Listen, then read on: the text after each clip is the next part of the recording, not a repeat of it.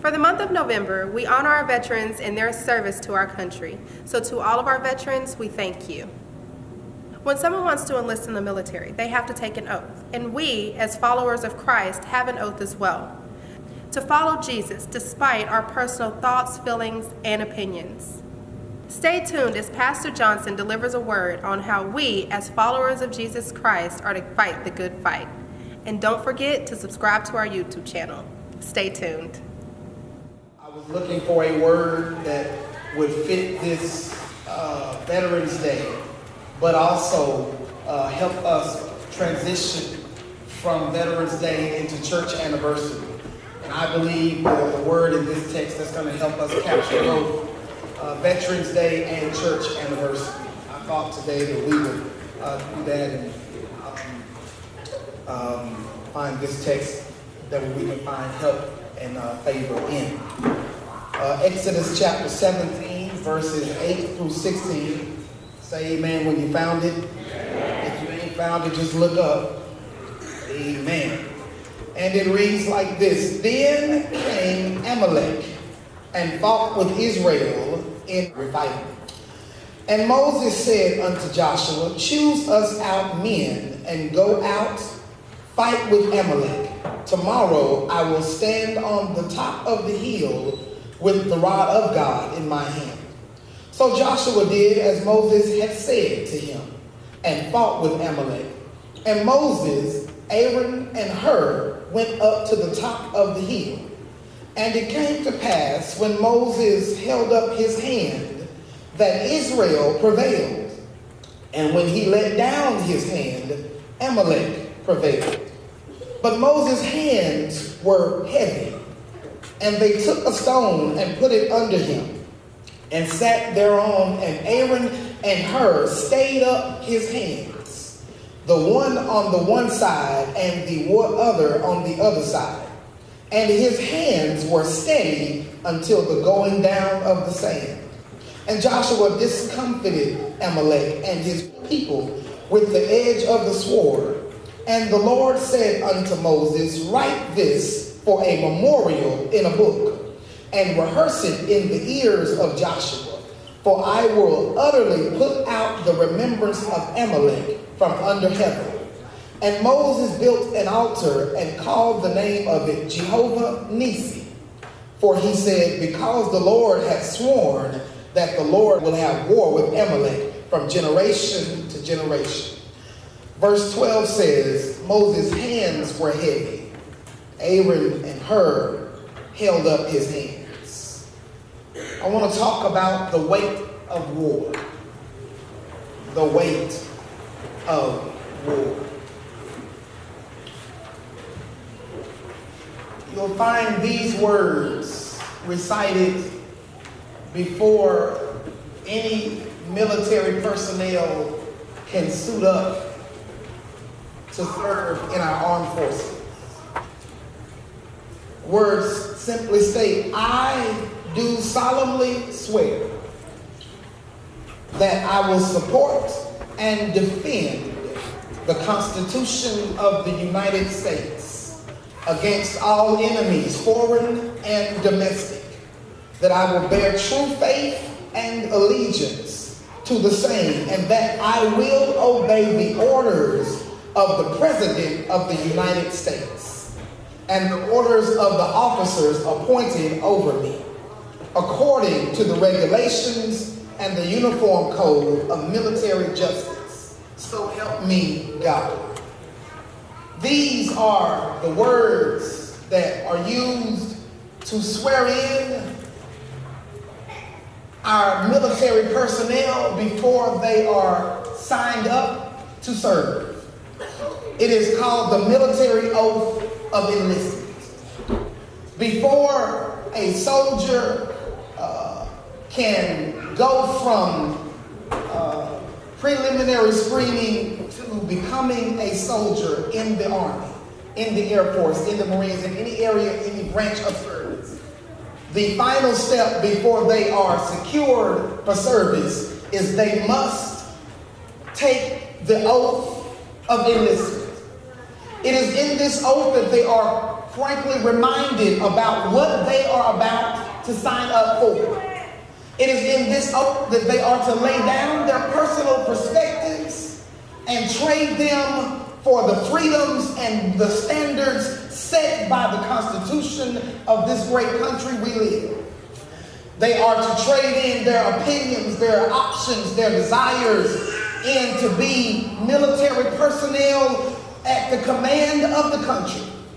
This promise, this oath, is designed to remind the soldier what they fight for and why they fight. It is to remind them that they are not there on their own, but they are there to represent the entire country by which they are a citizen. And I thought today that we would look at this oath of enlistment and understand something very clearly, that you and I are nothing more than soldiers in the army of the Lord. However, we have failed to remember that when we accept Christ as Lord and Savior, those traumatic words offered to us from Paul that he tells Timothy, he says, endure hardness like a good soldier. The Bible also reminds us that it is not against flesh and blood that we war, but it is against powers and principalities that we fight against. That's in the oath of enlistment.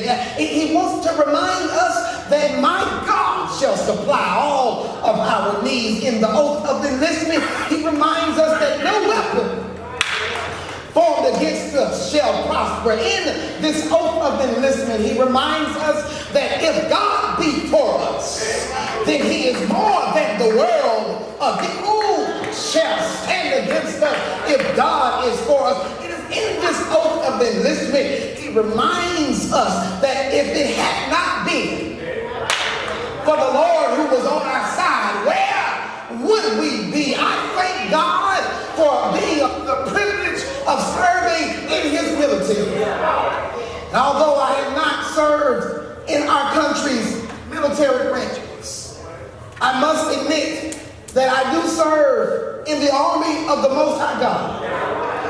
And my job as a pastor, which is a ranking officer in God's military, is to make sure that I fight the good fight of faith, that I finish my course.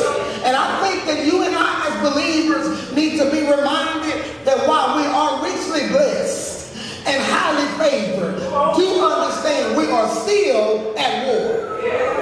See, we oftentimes are so blessed that we forget we are still soldiers in it all. We are so blessed, we look at our bank accounts and look at our funds and look at our homes and what we drive and what we wear and forget. We are so blessed that we forget we still at war. How do I know we're at war? We're at war when men can marry men. We are at war when children are no longer safe at school. We are at war when idiots can walk into a church and start shooting with no respect for the house of God. We are certainly at war when you can't even go to a movie without worrying about your safety. We are at war when the president that serves our country can be guilty of sexual harassment and still serve the country. Yeah, I said it, I don't make no apologies about it, how they be mad at it, whatever. We are at war when our tax dollars purchase police officers that gun us down in streets like we don't belong here. We are at war when we are at war when young lives and all lives, we gotta remind everybody that they still matter. If you don't think we're at war, just turn on the news and you'll discover we're at war. But I accept God's blessings that come with a hidden oath of enlistment. And I understand that we are at war, so I willingly serve in the army of the Lord. And in this text, the book of Exodus is where we land today and find another war that takes place. The word Exodus means exit. It captures the exit strategy that God used to free Israel from Egyptian bondage. The Israelites have now been freed from Egyptian captivity. They have been fed manna from heaven. They have experienced water from a rock. And they are now richly blessed and highly favored. They are in a season of blessing and a season of success. And then we land in this text today where they must go from slaves to success and now go from success to soldier. Which leads me to pull over and remind you, don't celebrate too long. Because if you celebrate too long, the devil can catch you in the middle of your celebration so that he can find some devastation. These Israelites have now been forced to go from slave to soldiers. They camped out in this town, this place called Refining. And so they had just exited Egypt, and they've been freed, they've been richly blessed, and they stopped to refresh themselves, and they can celebrate what God has done. And before they could finish shouting, Amalek shows up. Amalek comes to them. I want you to understand, you don't have to worry about going to your enemies. Your enemies will find you. And usually they show up right when you celebrate the most. You ever looked at your life and start celebrating God and thought about how well things were going, and then all of a sudden, Amalek shows up. You was doing all right. You were celebrating what God had done in your life, and then Amalek shows up. Amalek comes to them, but why are they coming for Israel? Amalek was threatened by their destiny. Amalek was not threatened by their history, but they were threatened by Israel's destiny. I want you to understand that your enemies come for you because they know where you are headed. They realize that if they can take you out now and interrupt you before you get to your assignment, he wants to shut you down before you get to your destiny. I'm in the text because Israel has been promised the promised land. But Amalek said, oh no, y'all can't have that because we got that land. You can't have that because if we ever let you get there, you are on all of this stuff here. I want you to understand that the devil is not threatened by your history. He's threatened by your destiny. He wants to stop you where you are so he can prevent you from going where you're going. En route to the promised land, they must encounter enemies. See, I want you to understand, you can fight to get free. The fight to get free does not even compare to your fight to stay free. I'm going to say that again. Your fight to get free does not even compare to your fight to stay free. It's easier to stop doing a thing than it is to continue to stop doing a thing. Your fight to get free is a whole lot less than your fight to remain free. Because getting free is one thing. Staying free is another. Getting sober is one thing. Staying sober is another. Getting out of a relationship is one thing. Staying free from it is another. Who am I preaching to up in here this morning? You better learn your fight is staying blessed, not being blessed. So we learn Israel, they dealing with this. Just because God gave you the victory does not mean your enemy gonna give you the victory. I think I need to say that again. Just because God gave you the victory does not mean your enemy gonna give you the victory.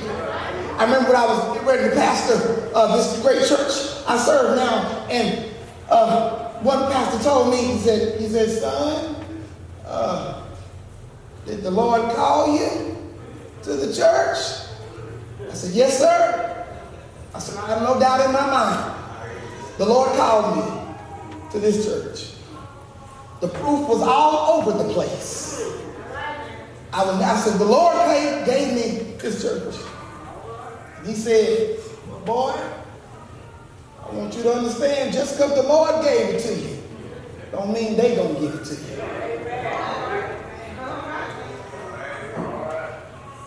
And what I learned in that statement is that just because the Lord gives you something does not mean you don't have to fight to keep it. See,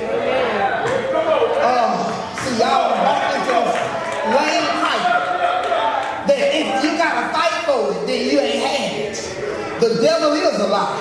If the Lord gave you a marriage, you're gonna have to fight to keep it. If the Lord gave you your health, you're gonna have to fight to keep it. Stop believing that lie. If I lost it, it was never meant for me. No, you better put up a fight for what God gave you. I don't know what makes us think that just because God gave us something, we ain't got to fight for it.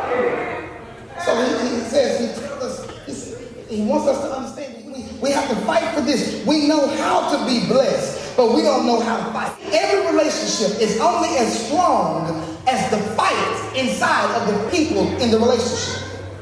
The strength of a relationship is in how well you fight, not how well you get along. See, it's not in our ability to avoid conflict. It's how we resolve conflict that determines how strong your relationship really is. Anybody can stick around when things are going good. But if you don't know how to fight when things are not going well, that's what determines the strength of your relationship. See, I've learned that there are members of our church that adore our church when things are going well.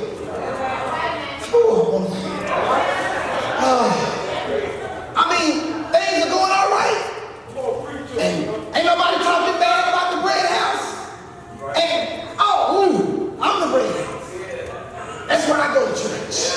But when all hell breaks loose, they can tuck their tail and run. Now they can be easily persuaded. What I need you to understand, your membership cannot be based on the good temperature of the house. Your membership must be based on the fact that God sent you here. And the only way you can leave is if he says go. So he tells us, he teaches us in this text, they run up against Amalek. Amalek, you gotta understand, if you knew who Amalek was, you would really understand why this is important. Amalek were descendants of Esau. Esau is Jacob's older twin brother. Trickster. Esau was, he's a little trifling. Jacob's twin brother, the older one. And he was stronger and a hunter. Esau, he's not just anybody. He's recognized for his strength, and he knew how to defeat anybody that came up against him. If he couldn't beat him in a war, he would trick him out of it. Esau knew how to win. Matter of fact, Esau could fight first. And I want you to understand that the descendants of Esau are the Amalekites.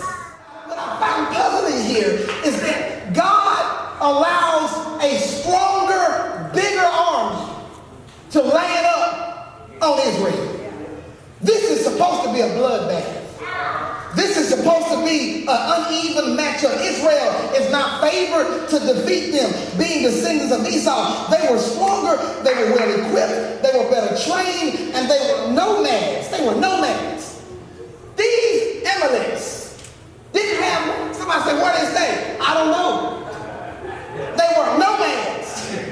They did not have a region. They made it their business that wherever they was, they dominated. And so they see Israel has gotten free, and they run up against them to take them out. They were nomads. They were used to confrontation. This should be a bloodbath. But Israel has no combat training. They have no military strategies. And every victory they had came by way of a miracle.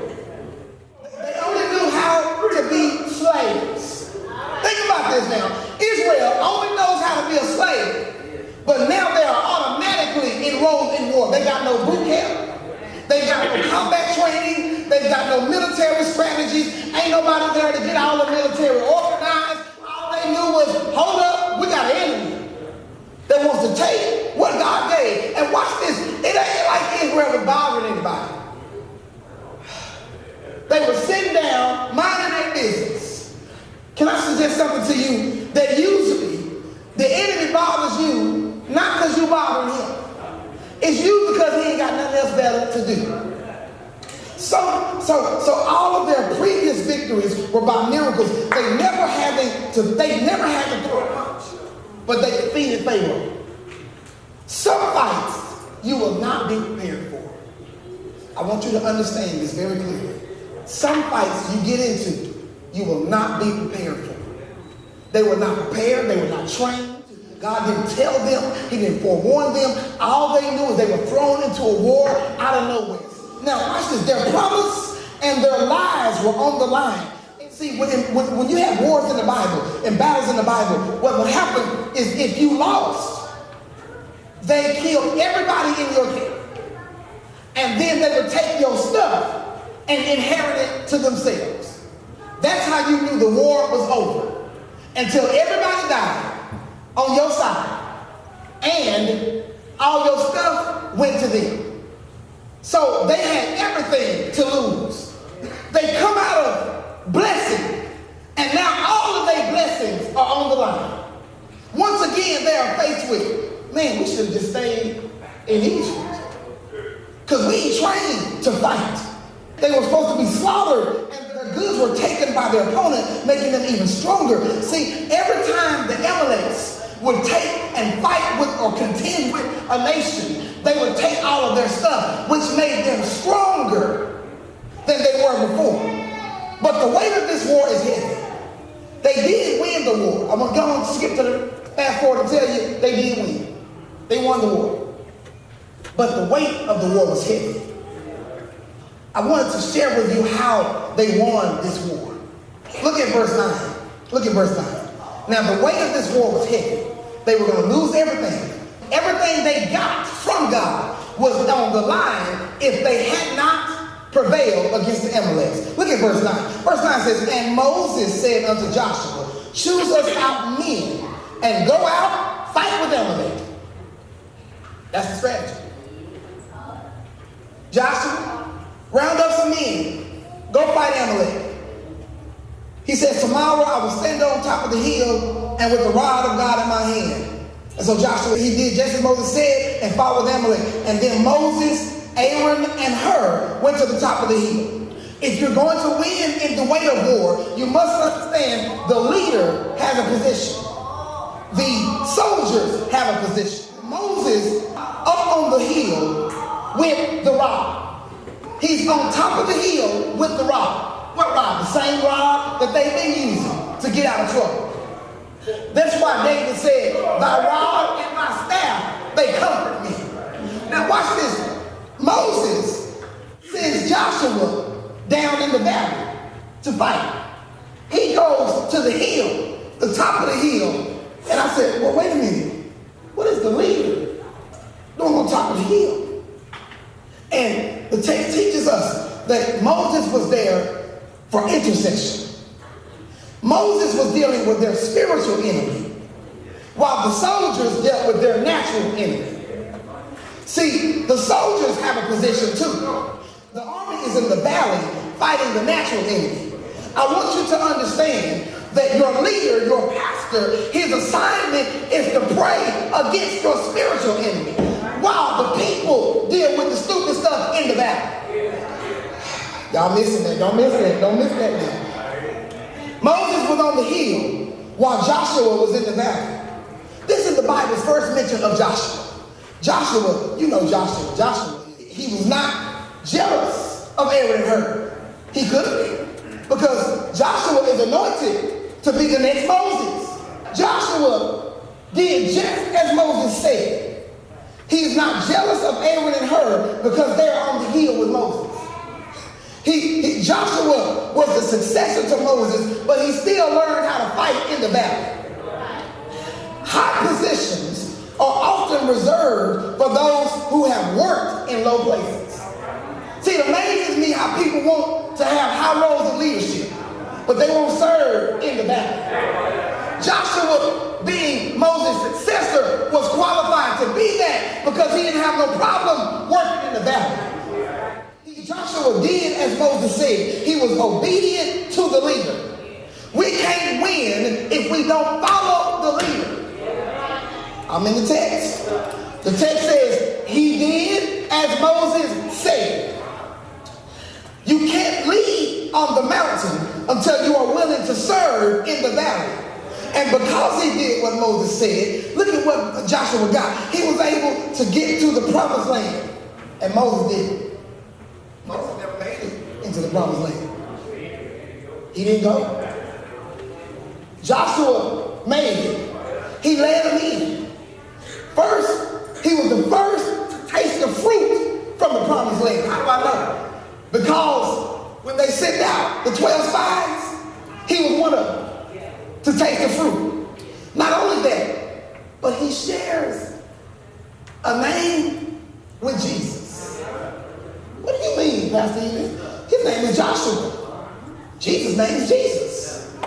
But Jesus in the Hebrew translates to Yeshua, which means Joshua. He also shares something else with Jesus. He shared the same calling with Jesus. How he has been called from a high level to serve in a low valley. Jesus left the high level and served in the low valley. That's why you are here today. Because Jesus was willing to serve in the valley. I don't know God that don't know what it feels like to go through what I go through. I wouldn't serve a God that didn't know how to hurt what I hurt, didn't know how to cry the way I cry, couldn't bleed the way I bleed, and die the way I die, but still get up like God. What manner of man is that even the winds and the sea obey? Some folk are on the hill with you only to catch the rod when you drop it. Some folk are only on the hill with you so that they can watch you drop the rod. They find validation through association and not elevation. They find value in knowing you. There are some folks that want to be close to you just because of where you are. They already know you, but they want to be close to you because you're on the hill and you got the rod, which means they're not close to God. They just want to be close to the rod because the rod is being elevated. I'm not going to finish this. I'll just have to preach it again another time. Verse 11. Now, we have the right position, but then you got to have the right posture. Look at verse 11. And it came to pass, when Moses held up his hand, that Israel prevailed, and when he let down his hand, Amalek prevailed. They had war, they fighting, and as long as Moses' hands and the rod were lifted, Israel was winning. But the moment his hands started to drop, the enemy started to win. I'm in the text. I said, Lord, what does this mean? His hands being lifted. And he teaches me that my sophomore wants you to understand that lifted hands are a sign of two things: prayer and praise. He said, you can't win with a leader that don't pray. You can't win with a leader that don't know how to praise God. He says, you got to have the right posture to win. You can't have a defeated praise and expect victory in the battle. See, the reason why a lot of y'all are going through what you're going through, because you won't praise God. You need a praise team. You need somebody to sing your song. You need a pastor to hype you up. You need somebody to do what you need them to do so you can praise God. But when did your praise get propped up on people? You got to lift your hands because your life depends on it. Moses lifted the rod in both hands, which was also a posture of prayer. You ought to be glad you got a leader that prays for you. I want you to understand that 3 times a week, on Tuesday, Wednesday, and Thursday, at exactly 8 p.m., wherever I am, I stop what I'm doing and pray for my church. Because I was always taught that a pastor should pray for the church. What if I ain't got no prayer requests? Just pray. Just pray. Because you never know what the body is going through, what people are going through. You ought to thank God for somebody that prays. I'm talking to some grandchild in the building right now. You wouldn't even be where you are if grandmama wasn't praying for you. Some of the stuff you went through, the reason you made it out is because somebody was praying for you, because you were too crazy to pray for yourself. Who am I preaching to over here? You ever look back over your life and just say, Lord, I so thank God for a praying grandmama, a praying grandmama, a praying grandpa, a praying mother, a praying pop. You ought to thank God somebody was praying for your crazy self. Because when you should have been dead, when you should have been dead, somebody was praying while you was clubbing. Somebody was praying while you was strung out. Somebody was praying while you was going around. Somebody was praying for what to pray. All you really are, your degree that you got ain't nothing but an answer to prayer. Because you wouldn't even got it had they not been praying for you. The reason you made it back from the military is because just as she was praying for you. When she couldn't go and do it, she sent the Holy Ghost to do it. That's why you ought to be glad your leaders are praying. I said, Pastor, who you praying for? Everybody in my church. Everybody. Everybody. The ones that talk about me, the ones that lie to me, the ones that lie on me, the ones that think of leaving, the ones that want to stay. Who are praying for the whole church? Everybody. Thanks be to God. You got a pastor that will be down on his knees and say, Father, I stretch my hands to thee. Lord, help. I know. Lord, I can't make it to every appointment, but I can show send the Holy Ghost where I need him to be. I can't make it to every hospital room, but I can send the Holy Ghost. I can't be in your house without getting into it, but I can send the Holy Ghost.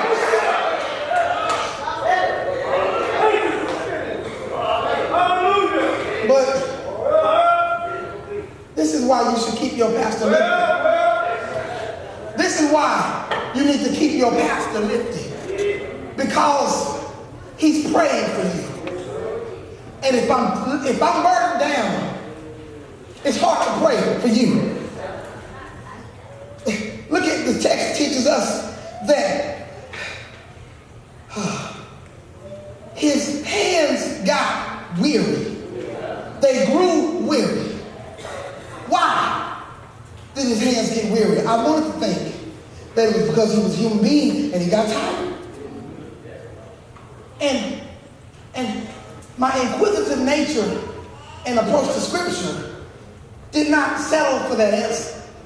Because I was thinking, oh, well, he's human. Ain't nobody hold their hands up with a rod in that long. And the Holy Ghost said, well, that's pretty simple to accept. But then I kept reading and discovered that it was not just the rod and his weight and the weight of his arms that he was holding, but the weight of the entire church was on his shoulders. I need you to understand very clearly. I know you're a ministry leader.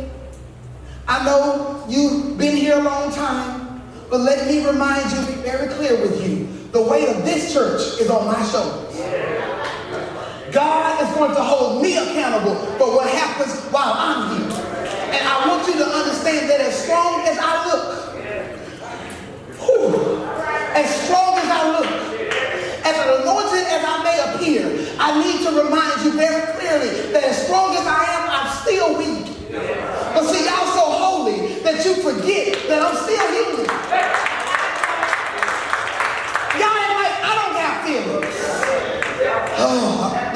church. I can preach the way I want to.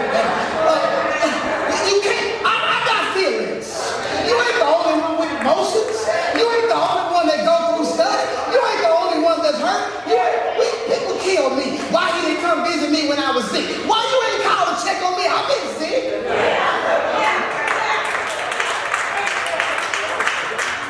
Don't just get up and say anything to the pastor, any kind of way, treat him any kind of way, and expect the church to win. But this text will show you the church can't win if your pastor is weighed down.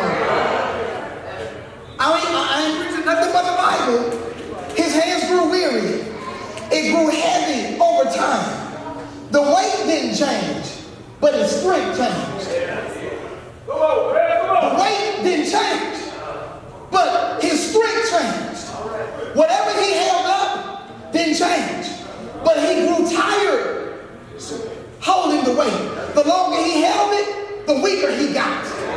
I want you to understand that the longer I serve, the harder it is to keep standing. Because it gets heavy. Even strong leaders get weak. But what happens in the response is what amazes me. Aaron and Hur's response, it's not what they did that blew my mind. It's what they did not do that messed me up. Bring me that chair. Come here. Bring me that chair. Come here. Come here, James. Okay. So Moses is holding up the rod. Yeah, I'm going to use this. This is going to be the rod. So what they did was they brought him a rock to sit on. Now, as long as Moses held it on, his hands up with the rod in it, they were winning. But he got tired. So they brought him a rock and set him down on it. Now watch this. So they made it easier for him to hold it up. So now Moses don't have to hold himself up. All he has to do is hold the rod. But look at what the text reveals. That they get under him and hold his arms up. Now I want y'all to hold my arms up. Okay, now watch this. If you notice, Cliff and James is standing up. See, but the text, when I did my studies, I discovered that they couldn't stand up. How did I know they couldn't stand up? Because they were doing this till the sun went down. There was no way they could stand and hold my arms up until the sun went down. So eventually they had to get on their knees. Y'all get in. Get in. Now watch this. As long as you're standing above your pastor, you can't help him. But when you stand beneath him, you can support him. I want you to understand. Watch this now. God Almighty, I wish I had somebody that'll help me out of here. Thanks be to God for somebody that'll help you while you're standing. So, I'll take that back. Now, what trips me out is what he didn't do. What messed me up is what he didn't do. Aaron and Hur, what they did not do is say, Moses, I'll hold the rod. See, most of us would say, Pastor, just let me carry the rod, but it's heavy on me. But what you must understand is the rod is my responsibility. The pastor is your responsibility.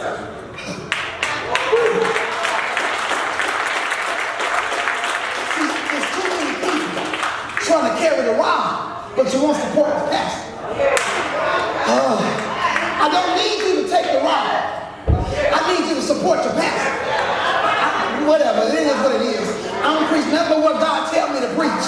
I was leery about preaching this because I ain't want y'all to think I was looking for some amens and nothing like that. But I got to be obedient to the Holy Ghost. And what he told me is I don't need nobody carrying the rod.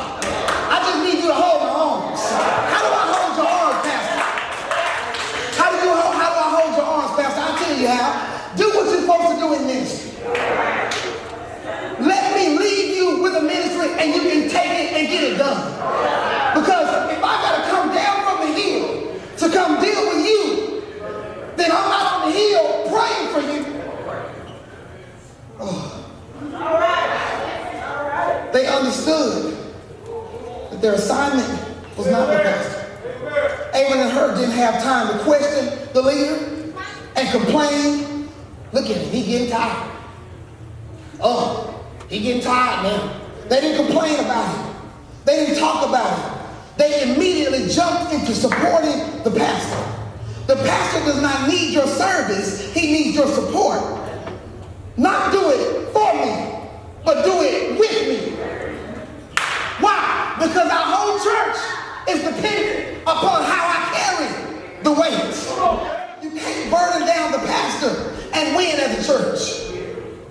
I need you to keep me lifted so we all can win. I can't do my job as pastor if I got to come down and do your job as a leader. If I got to come down and settle petty disagreements and foolish stupidity. And if I got to come down from the hill and deal with nonsense, then guess what? I'm not on the hill with my hands lifted.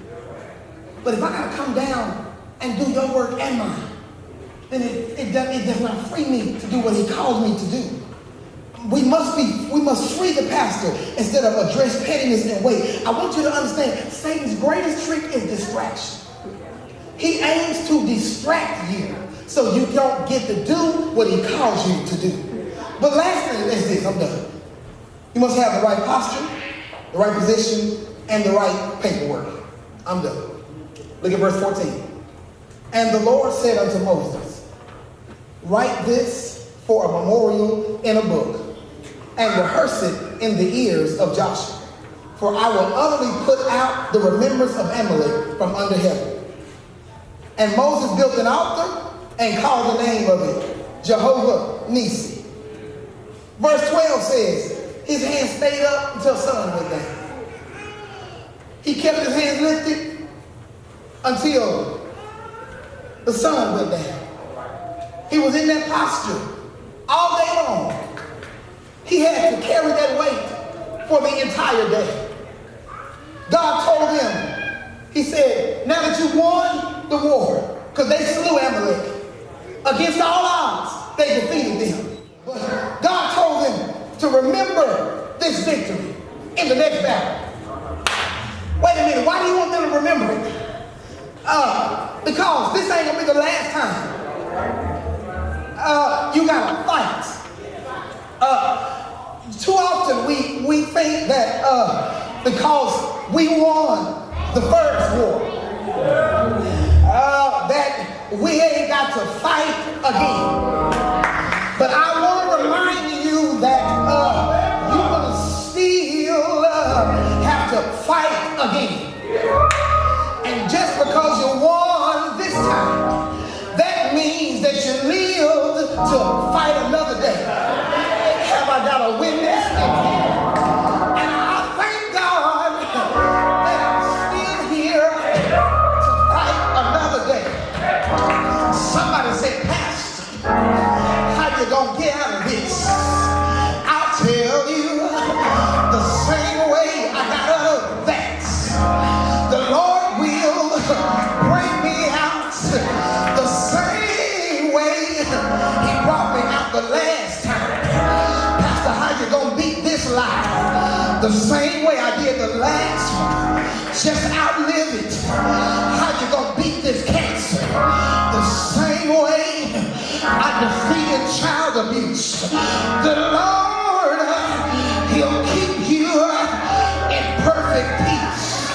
Whose mind is stayed on thee. Is there anybody here can stand up and testify that the Lord will fight your battles?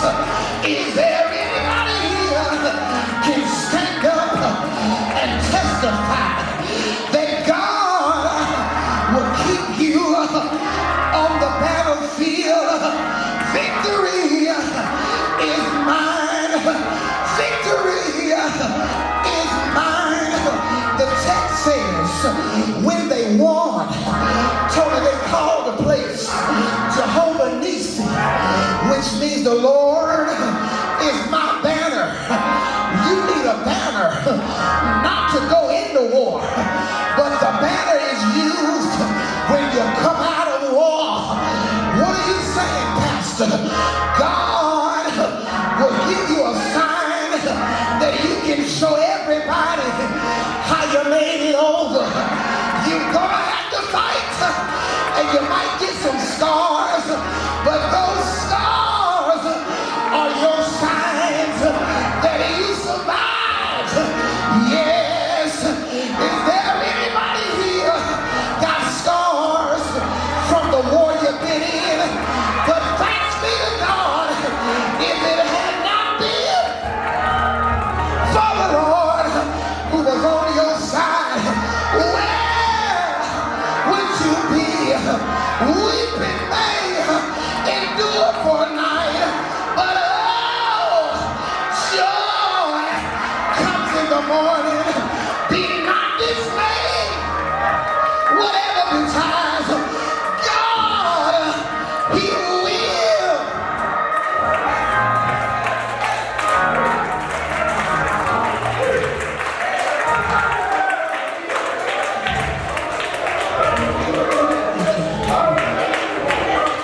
He can make it, because He'll keep you.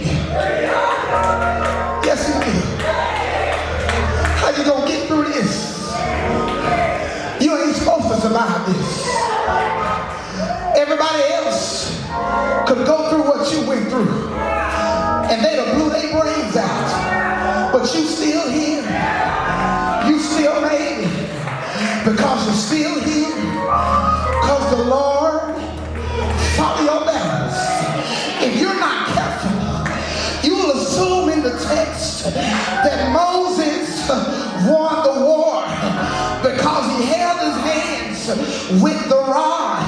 But I want to tell you, the Holy Ghost is the reason they won the war. Don't you take no credit for coming out. It wasn't your education. It was God. Nobody but Jesus. Didn't He do it? Don't take no credit. It wasn't your anointing. It wasn't your education. It wasn't your grandmama. It wasn't your pastor. But can't nobody do me like Jesus. Nobody do me like the Lord. He walks with me. He talks with me. He tells me I am His own. Ain't He good? Ain't He good? Ain't He good?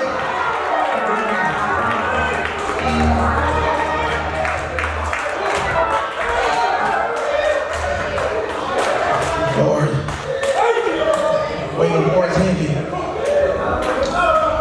but He will keep you. You may be here today. You don't know Jesus in the pardon of your sins. There's somebody you need to know. Subscribe to our YouTube channel for full sermons. And be sure to like and follow us on Facebook for inspiration, fellowship, and the latest on church events and messages. Thank you.